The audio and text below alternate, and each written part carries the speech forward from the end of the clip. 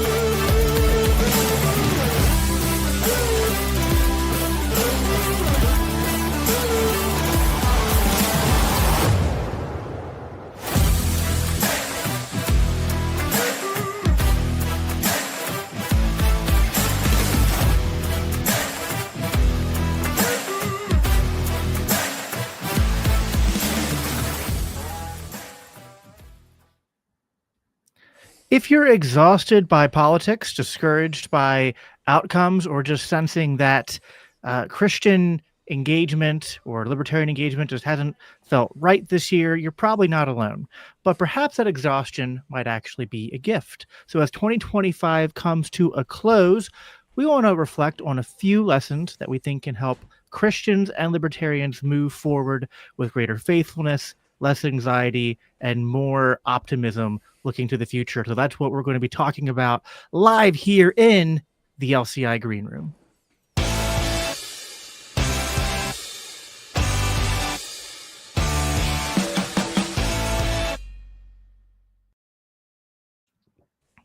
Hey, everybody. I am Jacob Winograd. I am joined tonight by our fearless leader, the crusader and visionary and pioneer of the Libertarian Christian Institute. I don't know. I'm being extra showmanshipy here. Hype it up, baby. Yes, Let's go. Yeah. We're all about the hype here tonight. It's New Year's Eve, right? You gotta, cheers. Let's go. Right. But yeah, I'm joined by Norman Horn. How you doing tonight, Norm?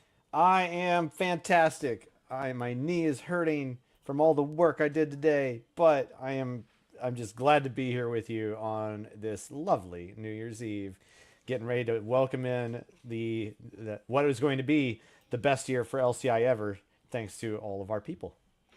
Yes, this was the best year, but it's going to even be better next year.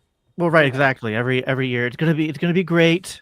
It was great last year, and next year it's going to be even more great. The years of the greatest. But yeah, it is because we have the best word. We have the best word. Yeah, it's Jesus. Jesus is the word, baby. Oh, yes. Well, last time we were here, we gave you guys an update of where we were on the fundraiser, and we had at that point, I think, gotten a little past the halfway mark.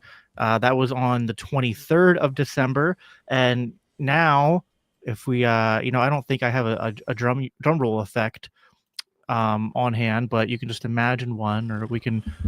I don't know if you can hear that or not, but looking at the current tracker, we have exceeded our goal, and I think there's actually more than what is showing here, but that was at the beginning of today. Now it's at almost $32,000. Thank you, yes, everybody, for making that happen. That is the fully funding the 15K challenge match and more for the months of November and December. This was the most incredible turnout for everybody. I think that everyone who gave, thank you so much. Everything matters here. And I think what I want to make sure that you guys understand is that when you give to LCI, we treat that extremely seriously, and we are absolutely dedicated to making sure that it goes, that you can force multiply this into your amplifying your voice for liberty in the world. That is what this is all about. I am just absolutely floored by the generosity of our donors. You guys are how this happens. Like, it's absolutely incredible. And so we're going to do our best to to make every dollar count, just as we have been for the last for all of our existence, not just the last few years, but we have been in this kind of like what we typify as kind of, in a sense, slow growth mode. We do this without putting anybody full time. Not right, at least not right now. We want to in the future, and maybe that'll even happen this year. Like with what's happening, like this might happen. But it's a big row to hoe with this operation. Like we are very careful with making sure that we get impact with every dollar that we spend. And that's the honest to goodness truth. We're very careful with how we manage those finances. You can find the 990s online. You can see what it is. If you want to go dig, it's no problem. And we're very transparent about how we do this. So, thank you guys for making this happen. We're going to make you guys proud. I've liked to say in the past that this is like the LCI is like the best value in the Liberty industry, if you want to call it that, in terms for dollar, who is impacted by the dollar spent. We mentioned it, I think, even on the last show, but like we've reached, by conservative estimates, over 2 million people this year worldwide in over 100 countries, ranging from literally communist China to our dear friends in Mexico, tons of people in Canada and France. Of course, the U.S. is kind of our main focus point since that's where we all are. But there is so much going on, and we are trying to make an impact wherever we can. Africa has seen more growth this year than pretty much any other year. I mean, just from the numbers, like it's absolutely insane. We've never seen the response like we have from in China in this year. That's absolutely insane. And I like, whew, man, it's just something. This is really something. Voluntarian, you're not late. You're right on time, buddy. We're just cracking now. Yes. No, we started a little bit late, but that's how it goes. Yeah, we were late. The unofficial Libertarian podcast rules: if you're starting on time, you're actually early. 10 minutes late is right on time. It's kind of like going to a house party, right? Yeah. Right. Yeah. No, if you start your live stream on time, that's how people know that's not a good live stream. Well, that one started on time. What's wrong with these people? we were like, it was 7:26 my time and 4 minutes to go, and I had just finished cleaning up all of the materials and whatnot from laying flooring all day with my dad and my brother at the house here. It's been it's been a time. It's been a time. Yeah, this I feel like for all of us here at LCI, at least, but even a lot of people I know, this was a very crazy month. Like I feel like last year it was like chill, and like we actually were able to get like the entire team together to do like those sort of like year-end review kind of like short testimonial things. Yep. That we published. And this year it's just like everyone had like 20 things happening all at once, probably the whole year. And yeah, this was definitely, we're having a bit of a, what's the right, is it a parabola? Like we had like a little bit of a, like over the last few years. I think when I joined, we established like a kind of baseline with Christians for Liberty Network. And then the next year we did a little more, and we had Freedom Fest. And then, last year, not 2025, 2024 felt like, oh, wow, things are really picking up. And then this last year was like, oh, wow, things are really picking up just in terms of like, just, all of our, I mean, in so many different metrics, and just like downloads, in terms of, growth on YouTube and on X, in terms of just like interaction with the audience and getting more, I'm sure you've seen it. And I mean, I think we've seen it in different ways, because you get it more like you'll see things on the website, and you'll get emails that are sent, and you'll forward it to us. Whereas I'm on the socials, and like, I'm with the common people. I'm down, Norman's up there on the, in the clouds. But I'm constantly getting, just, not even just messages. One of the coolest things I've seen increase this year is that on social media, when on like big accounts and like big posts, when people are talking about something that, whether it's like, what, like, well, is there a Christian view on this particular political issue, Mm-hmm. or if it's about like, well, can't, you know can Christians be libertarians? Like, people are tagging us in these Mm-hmm. posts and on these threads, and so we are becoming more of that, like what we're, trying to be, which is that sort of like people, when they have questions pertaining to that intersection between faith and politics, they know that even if they don't have the answer, that they can tag us in, and we can, come in and try to point them to, well, usually what happens is it's like they'll tag the LCI account, and then I'll come in, and then I'll tag like four of our guys to come in and share, so then we'll just like overwhelm people with like, all right, now you need to listen to 20 podcasts and read 5 books. Yeah, well, maybe we'll improve on that even next year. So Yeah. no, that's great. Uh, no, I can definitely identify with those sentiments. The way that things have proceeded this year have been at kind of an accelerated pace in certain respects. I think that there has been some real victories and victory laps that have even been taken on some level for what we've been able to accomplish, both in terms of like our publications and what we put out there, and the response that we have seen. Like normally, I mean, for the first few years of our existence, we mainly focused on the kind of core elements of the whole organization. Building up the website, making sure that it was this massive resource for everybody, and that is what it's intended to be, and that's what it is.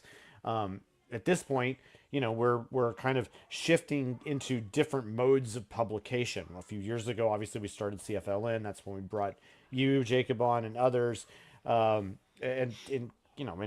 heighten people's visibility of what is happening internally, even at LCI, and how the sausage gets made, if you will, a little bit, and with some other little programs and whatnot.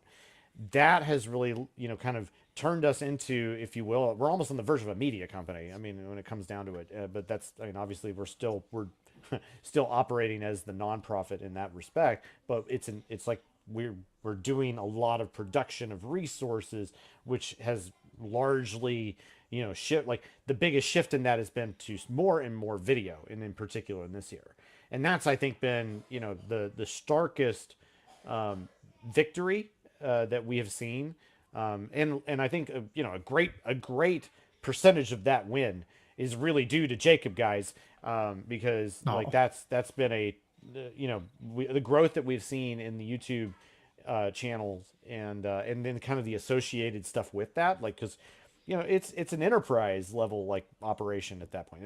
There's the not only is the Libertarian Christian Institute channel growing, the Biblical Anarchy channel is a subset of that, and it's growing. And the Protestant Libertarian podcast, like that channel, is The Protestant active and Libertarian growing. podcast is like the David of the, like it punches outside of its weight class Oh, in terms of just like 100%. the, I mean, I think it gets good audio downloads, but like the YouTube channel was only launched this year, already has Yeah. gained some traction and getting subscribers, but Yeah. it gets the YouTube videos do pretty decent for it being Oh, a smaller sub channel right now, which is a good indicator that it's going to continue he to pick up well, and grow. and that's a testament to who Alex is. Yeah. Like, I think what's great about Alex is so much his just willingness to just go deep on all sorts of different topics and bring that into the fold of like, what does this mean for us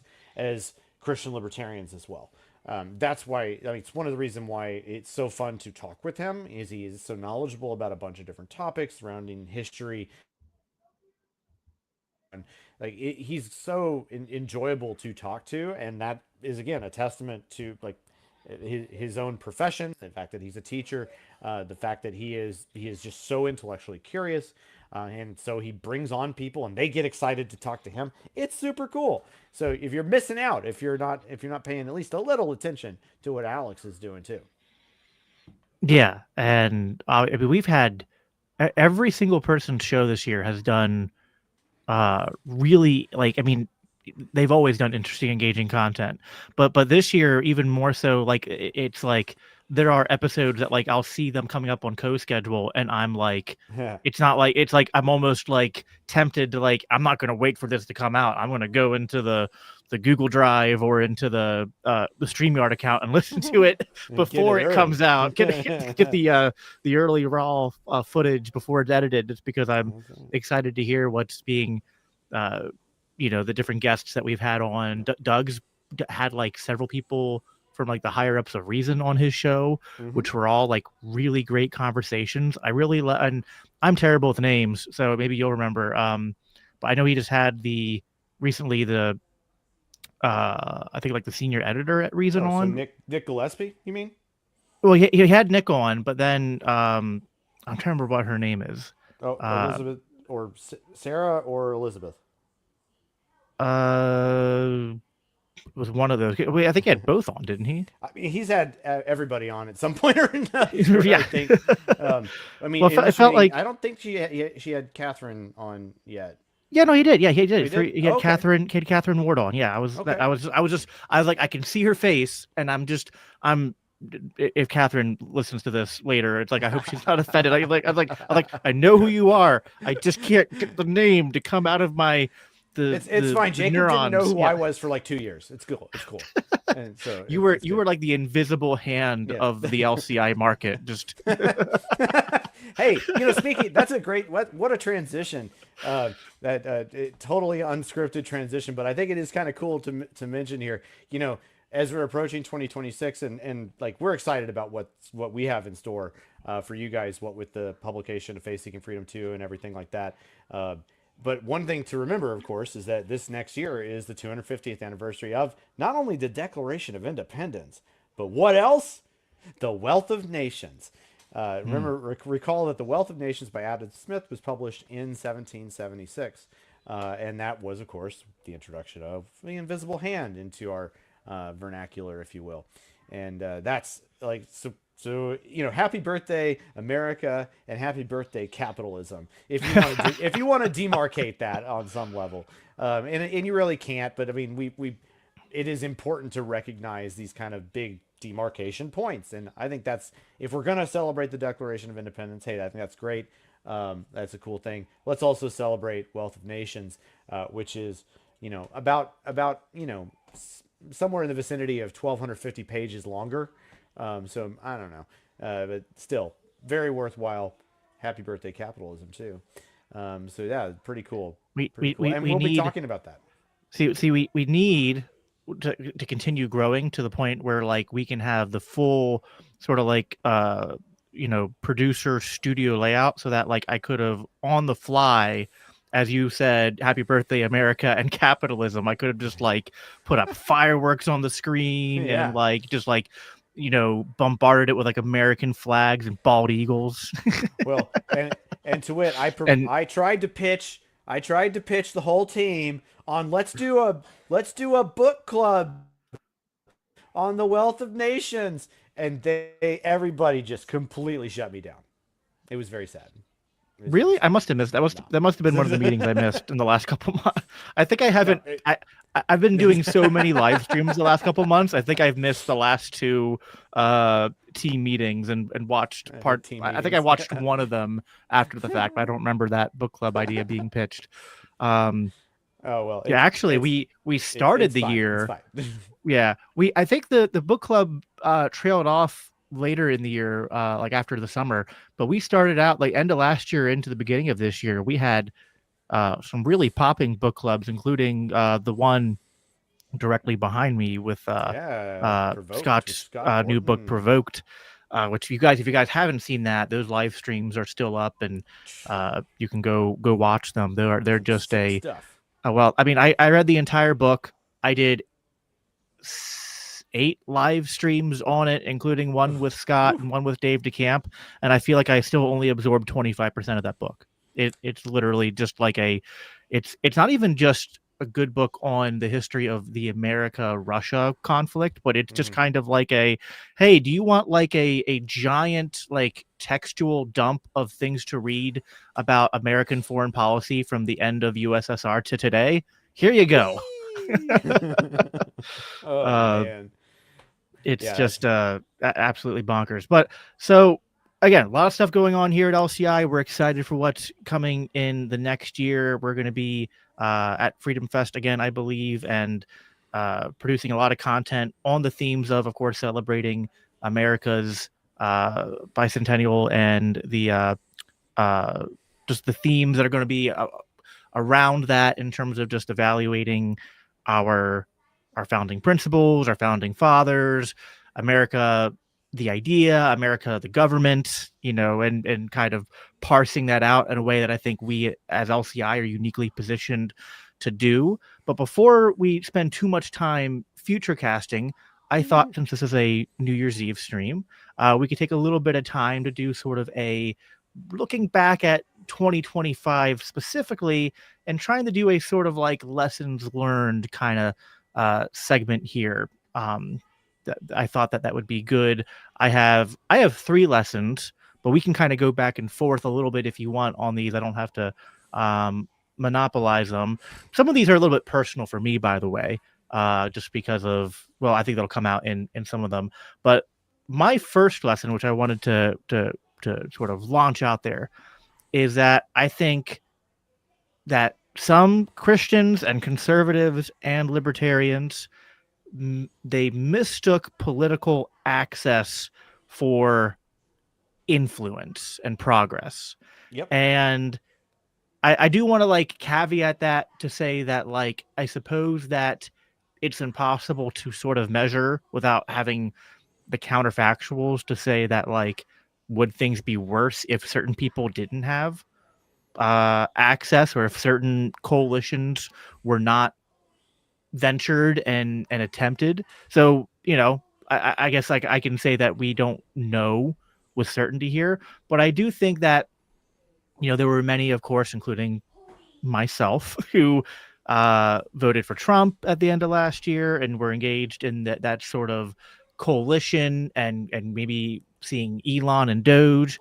That was kind of our theme of this last year that we tried to keep going back to, was talking about Doge as a sort of uh, springboard to talk about not just what was going on in current events, but just talking about like what it would actually mean to effectively cut government and what is, kind of unpacking the oxymoron of government efficiency in the first place.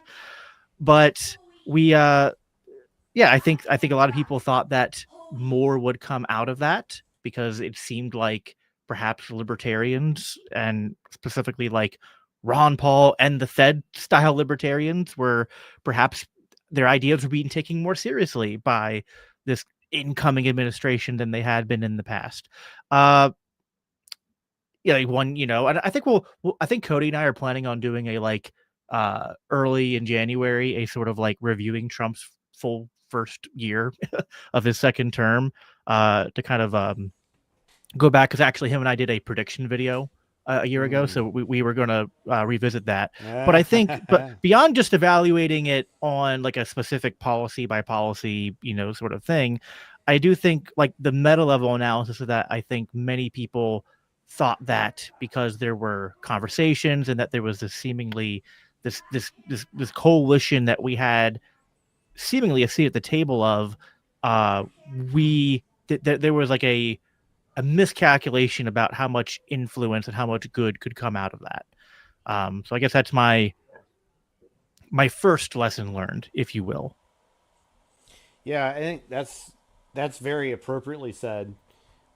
There's a lot to unpack there that we don't have time to probably hit, but I would kind of surmise that or point in these general directions. There is that like I am experienced enough in the political arena to kind of, I want to say see the difference, but like I know what it means to have like tried to do something and put in the inputs, watch what happens, see the output, and then see the downstream effects.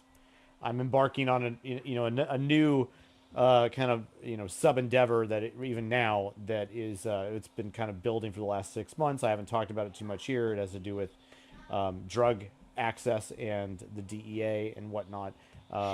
As that builds, I may talk about it more, but want to be very careful about that because as it pertains to LCI, of course, arena of activism. But there is something very different that we are referring to when we start thinking about, does political access and lobbying to get it for some on behalf of somebody else, does it result in the things that you actually want? And at the very least, if you think that that's the direction you need to want to go, you need to do exactly what you were suggesting, and like you got to have a retrospective and see like was that worth the activity? And yeah, it is hard to deal with the counterfactuals there. Obviously, like even as it pertains to kind of Trump, I mean, obviously the fact that Ross is freed is like is at the top of mind with that respect. But also we should keep in mind that that the promise of the things that he would say about promises kept or promises made, promises kept, and like what does that mean? Like only in the genericest sense. It's like the Princess Bride, where it's like you keep using that word. I don't think it means what you think it means. Yeah. Yeah. Well, and so that's, you have to understand that the people with the access get to define what those terms are for you on some level, and that's not good enough. I think for well, in my experience, it's not good enough. It's why I tend to take a slightly different approach when it comes to activism in this respect. But that's like, I get it. It's something we have to wrestle with constantly. I think it's hard when you're in the position, because I know people who are like in that position of like, well, I have this opportunity to like try to have various ability to speak into, whether it's directly into the administration itself or to people adjacent to the administration or to the influencers in this sort of MAGA coalition. And it's kind of like, if you have that opportunity, you can kind of feel like, well, wouldn't it be a waste if I didn't take it? And I might even agree with that like, well, maybe you should try to take the opportunity, but then there needs to be, I think, that constant vigilance to sort of measure the impact of what you're doing, and also to make sure you're not like, suffering any sort of like mission creep, and to not let that sort of like you have to find, I think, that kind of like line in the sand. Yeah. In terms of just like listen, you can be, I think there's biblical examples of like Daniel, the and like his friends, Meshach, Radshak, Abednego,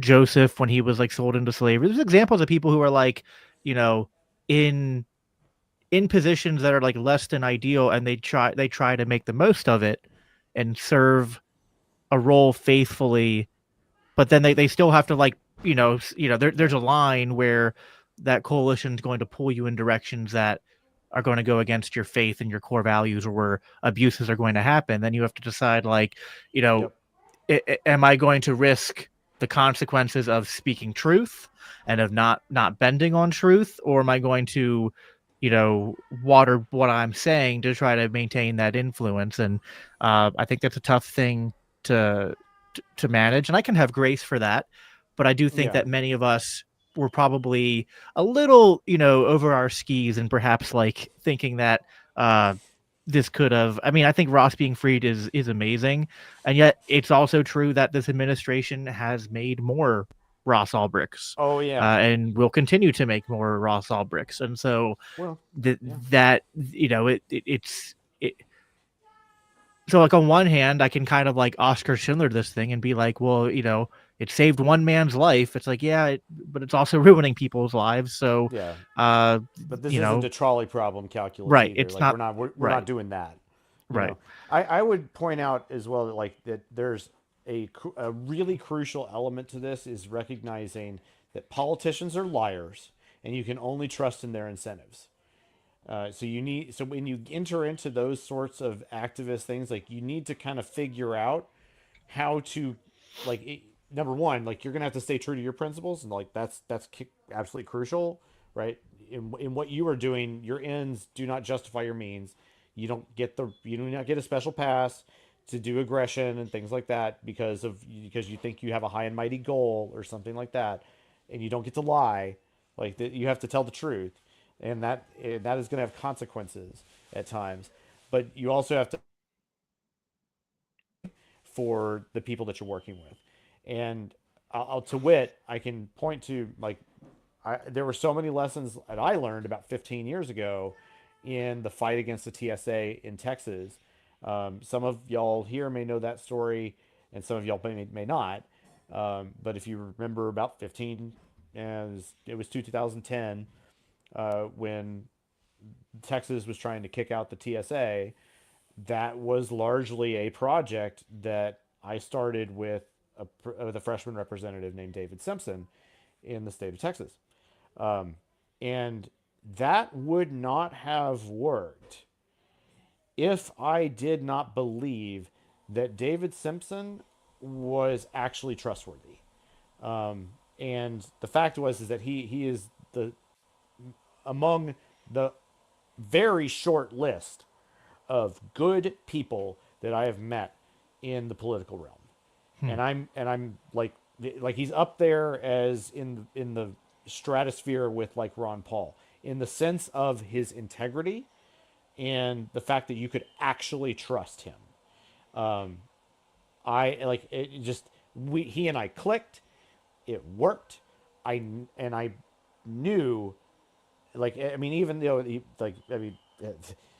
with some caveats. Like it had to grow over time, but once I realized that like this man is actually a trustworthy person, this it enabled us to actually go farther.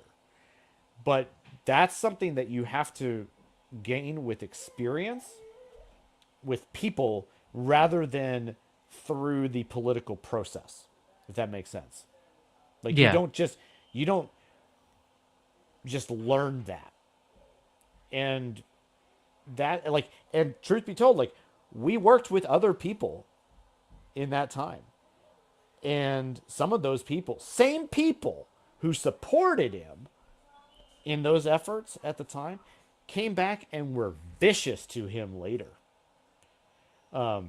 Ranging from, the people who, when he tried to run for Senate in the state of Texas, they, the establishment Republicans at the time went after him so hard, it is beyond belief. hmm. I could not fathom why they would say the things that they said about him because they were completely untrue, and there was just, like the kinds of things that you like literally made up stuff, lies about his character and what he had done. That is what politicians do. Okay, Yeah, but you follow the incentives, and that's it. Like that was what we underestimated about them is that they would be of the kind of character that David was, my David in this case, yeah, yeah, and uh, I think that it's such a huge lesson for us, and thank the Lord, David is no longer a politician. When he lost his primary, I congratulated him that he is that the Lord saw it fit to kick him out of public service, and um, but yeah. and No, he that's was like, good. yeah, but he is now a private businessman in the state of Texas, in Longview, I still. think this maps on to my second two lessons, which kind of go together, which Yeah. is that I think that Christians let certain threat narratives and narratives of fear set their moral priorities, and then Oh, and then correspondently confused uh, that if they were acting in faith, that that would produce results, or that in general acting in faith will produce results. And now that last one is kind of like, well, I think that's true in a sense, but it's like, how are you measuring the results? Yes. And what results are you seeking? And Yeah. it's kind of like that. And I know a lot of scripture, and I always forget the exact citation, but like the one where Jesus says, ask anything Yeah. in my name and it'll be granted to you. It's like, well, to ask something in Jesus's name, it'll be granted to you, sort of implies this sort of like you are asking something in the heart of the Father in the pursuit of his kingdom that aligns with his plan. And like, yeah, of course, if you're asking something in that uh in that very defined zone, then it will be granted to you, right? Yeah. Which doesn't mean that if your prayer isn't answered right away, it's bad, but it's, so there's a Well, little yeah. bit of conversation there. But I think in general, there are, uh, that last one, I think it's especially the trap that I see on the Christian right with both Christian nationalists and with the, I guess more, I don't know what to call them, the new old guard of the Republican Party. Like they're not the old guard, but it's like now they're the new old guard in a way. It's all, neocons.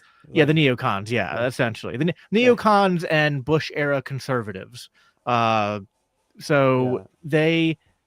uh they both in their own way sort of have this sort of faulty heuristic that like, well, they don't start with we do what is right and we do what scripture and our principles tell us to do.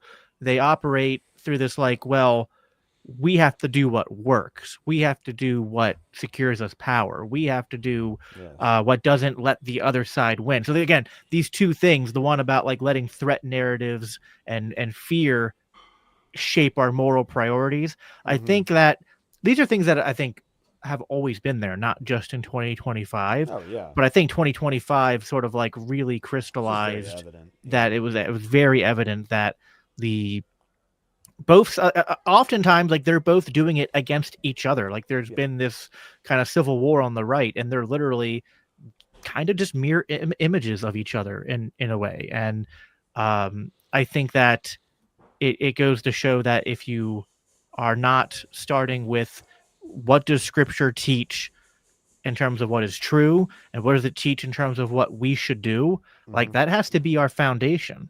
And then we can't, I think we are correct to care about the outcomes of our actions, but we are incorrect to let chasing the outcomes of our actions be what instructs us for what actions we should take. Yes. Well, and this is where the beauty of the convergence of libertarian ideas and Christian ideas is really that of that both are ethics of means and not necessarily of ends. Yeah. Because we know as Christians, what is the chief end of man? To glorify God and Glorify enjoy God, Him yes. forever. Like Yes. that is our ends. And ultimately, like, so all of the sub ends that we build out of that are secondary in to that, if you will. In like they're not unimportant, but they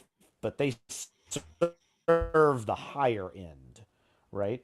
And so, but our ends do not justify our means at any point. In fact, it is very clear through Scripture that we are never to do evil so that good may result. Clearly, and even in the time of the old law, Jesus challenges the interpretations of his day, where like if you see, what is the phrase he says, like do you not muzzle the ox as it try and so on the Sabbath, and like, there's Sabbath breaking sort of stuff is where I'm kind of going with that. Yeah. And I mean this is the whole point of the various parables he tells and whatnot. Those are crucial in like that man was not meant for the Sabbath, but the Sabbath was made for man, Man, yeah. and so on. And so those are not ends to themselves, but we have a different set of means that we are commanded to follow in order to glorify God and enjoy Him forever. Like that is how we achieve them. And so yeah, this it reminds me, like you even brought up that spirit of fear, and that of course should remind us of Second Timothy, where Paul reminds Timothy that we're not given a spirit of fear, but a spirit of power. And that what is that spirit of power? It's not to go and gain political office, but it is the spirit of God within us. That's the Holy Spirit acting within us in order to both strengthen our minds, renew our spirits, and strengthen others. Like that's how it works. That's like, I love what you're saying there, because that confusion is endemic to the political kind of way of thinking. In that, I mean, it's very Lipscomian what you're saying there, even. For those of you, How dare you? how Oh, sorry. well, I'm, how I think. I know. No, this is the way. Like, let's bring in some Mandalorian to that too. Yeah, maybe Lipscomb would have made a great Mandalorian. I don't know. Oh Maybe gosh. that's a thing. That'll be a good talking point when we finally do our Yeah, Star Wars live stream. yeah, we'll get. Yeah, that was intended for tonight, guys, but unfortunately, we did have to push that due to unforeseen circumstances. But yeah, Yes. it's all good. Uh, Well, and no, I think, and we'll have to draw to a close here in a minute, but I think I want to get some thoughts from you. But I think that the tension that I think some people are rightfully concerned about is the sort of seeing things in the world that they're like, well, these things are bad, and we feel compelled to try to uh, make some kind of difference and to sort of avert certain potential dangers and crises, and uh, you know help people who are suffering due to various state actions or other effects of the fallen world we live in. And I think sometimes people can have noble intentions, right? And uh, I think that there's a fair question of, is I think if you have a theory of how to act in the world and it leads to you sort of doing nothing when things are happening around you, you need to check your premises. But I don't. So, like, I think sometimes that can be sort of the criticism of some libertarian Christians and hmm, anarchist Christians, is that they can almost seem to have this sort of like, well, all we need to do is preach the gospel, and but the world's going to hell in a handbasket, and all we can do is sort of like preach the gospel, ad infin, over and over again until the second coming, and that's it. And hmm, I do think that there is a role for cultural engagement and perhaps yes, even limited political engagement, yeah, but you need to have a sort of especially I think you need to have a sort of obviously um, a theory of how to apply your principles in both of those things. And there might be some game theory considerations on the politics in terms of, like, because I think it's one of those things where, like Paul said, everything is permissible, but not everything is beneficial. So, like, it might yeah, be one of those things where, like, maybe it's not that it's immoral for you to engage in certain activities, but what are the trade-offs? What are the the yes, the, the opportunity costs of certain courses of action versus others? So, uh, I guess my closing word is that, like, I don't mean to intend that we do nothing. I think what we do is what we're trying to do here at LCI, which is, I think, is to equip Christians to think about these issues, but to realize that there's more on offer for Christians to do to be Christ-like in the world, that doesn't fall into sort of like trying to uh, persuade Caesar to rain down good things by fiat, because we I don't know, like trick him into doing it, or we vote hard enough for him to do it or something, or making sort of like unequal, badly yoked relationships or compromises. Yeah, dude, so much resonates with me there because I have been a big proponent of the idea of we call it the one improved unit. It's not an original Norman phrase or anything, but what that means is that, you know, our first means of changing the world is changing ourselves. When you are because you are like the only way that your activity makes an impact on the world is when you act. Like that's it's almost redundant and, you know, just like you're just saying the same thing, but you can't just assume that if I can't tell you how many times, you know, during like the Ron Paul campaigns, you'd hear some young kid be like, I'm going to be the next Ron Paul. It's like, really? How about you just focus on doing your door to door stuff? Like, you know, and you have time. Clean your room before you set out to fix the world. There's something to be said for at least like the principle therein. You know, it may not necessarily be cleaning your room, but maybe it is something else. And the fact is that you can only affect, like, you can start by affecting yourself, and you can really only affect that which is within your sphere of influence. That is crucial. So understanding what your sphere of influence is and how to make a maximum impact there is way more important than trying to, you know, figure out how you're going to, you know, I don't know, like, I'm just going to pick something random. Try to be the next, try to be a libertarian host on CNN or something like that.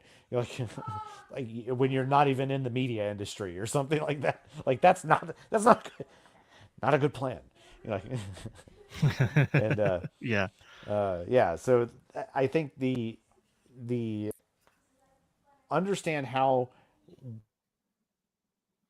this is why the LCI mission can be something you can adopt, because for most of us out there, the people that we have the most impact upon are those in our immediate vicinity, and that includes the people in our churches. And that means that if we can help equip you to be a force multiplier in your church, your Christian community, to learn what it means to live in a free society, why it's important, why those principles are so crucial to human flourishing, then you will make that impact down the line.